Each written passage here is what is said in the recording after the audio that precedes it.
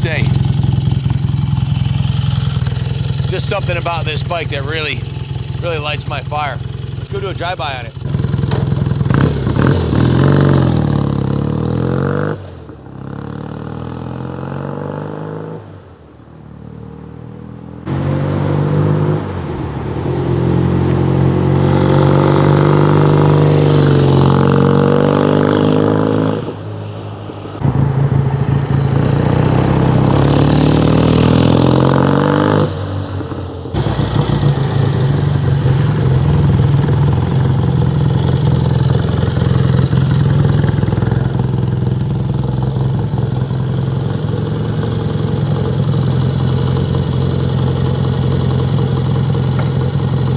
What's happening, fellas? Feast your eyes on this classic, original BSA Thunderbolt 650.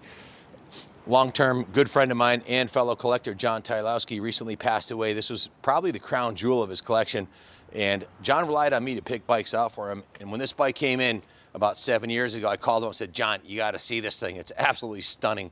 Black with the white pinstripe, the chrome, the red and gold badge, the original factory seat. Everything on this bike is absolutely gorgeous. And I said, John, at that time, I think the NADA value was around 14,000. It's since gone up to 15,000. 15,000, almost 16,000 on a NADA #1 bike. And this is very close to a #1 piece here. It runs and rides and looks absolutely stunning. It's been a showpiece in our European British section of the museum. Surely the shining star of our BSA lineup. And I hate to see it go, but John passed away, and his widow and his family wanted us to sell his collection, so it's going up for sale. Absolutely blast. Before John bought this bike, I had an opportunity to take it to the Thompson Motor Speedway Vintage Day event that they had a few years ago, which is about 40 miles from here. And I could ride any bike in the museum. There's 300 bikes in there, and I chose this.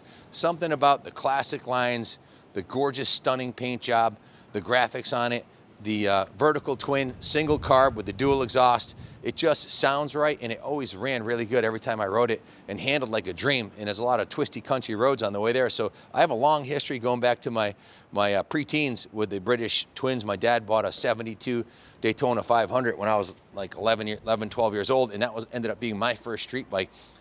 This 650 definitely pulls a lot harder, obviously, than the 500 will, but it handles like a 500. It handles like a dream.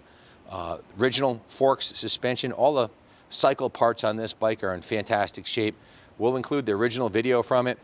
We just went through the bike top to bottom, front to back, gave it a full, what I call a preservation service. The second time we've been through the bike. Second time, yeah, it was done, in 2017 also. It's been on museum display only. John's only ridden it a couple times. He had a big collection and didn't ride them much, but one thing I should have started off by saying, guys, this is not a restoration. This is not a restored motorcycle. This is an original 4,099 mile original classic in excellent condition. You just don't find 53-year-old motorcycles like this that have been preserved in their natural state. Lots of restored ones, lots of over-restored ones, but to find an original with the fine patina that is only procured from honest 50 years of well-maintained, well-stored, well-cured motorcycle, this is it. This is what they call, or Bill Blythe called, a fully developed 650 twin.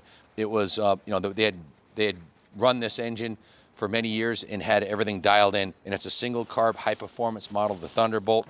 If you're looking for an investment quality classic that will outpace inflation, look no further. This is it, an original unrestored. Real collectors, they'll buy restored bikes, but to find an original, in my eyes, that's the way to go. In the museum, I'd rather have an original like this than when it's restored. You don't know, is it lipstick on a pig? Did it have 100,000 miles, or is the frame and all the internals stressed and worn out? That's not the case. This thing feels like it did the day it came out of the box in 1969, which is to say tight and with an awesome exhaust note. We just put an additional $1,400 in preservation services and labor. We put new NGK spark plugs on it, did a compression test. It tests perfect, 150 PSI, matching on left and right cylinder. We put a brand new Yuasa battery in it, a new tender lead, tested the spark, Checked the lights, the horn, all tests good. The fuel tank was removed, drained, and flushed out. We put new OEM style fuel petcocks on there, took the carb off, rebuilt it, put a new ammo float kit in it. The carb was adjusted, the throttle cables are synced, the oil was changed. It has fresh, non-ethanol VP fuel that you can leave in there for years. It won't mess up the carburetor.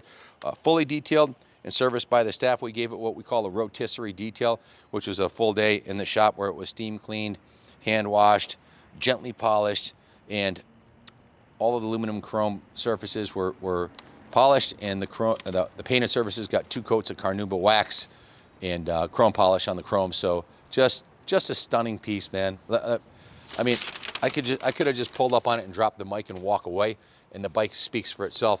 Look at the handrail on the back here, the original saddle with the BSA logo, the stitching on the seat, the gentle turn up cafe style.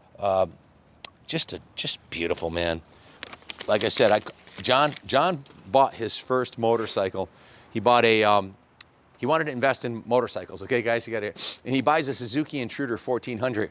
And he's a wealthy guy, likes motorcycles, doesn't know a lot about them. And after he bought that bike, which was in the museum until he passed away, I said, John, let me help you pick out bikes that are super unique and super rare and really kind of speak for themselves. And this was one of the bikes that I advised John to buy.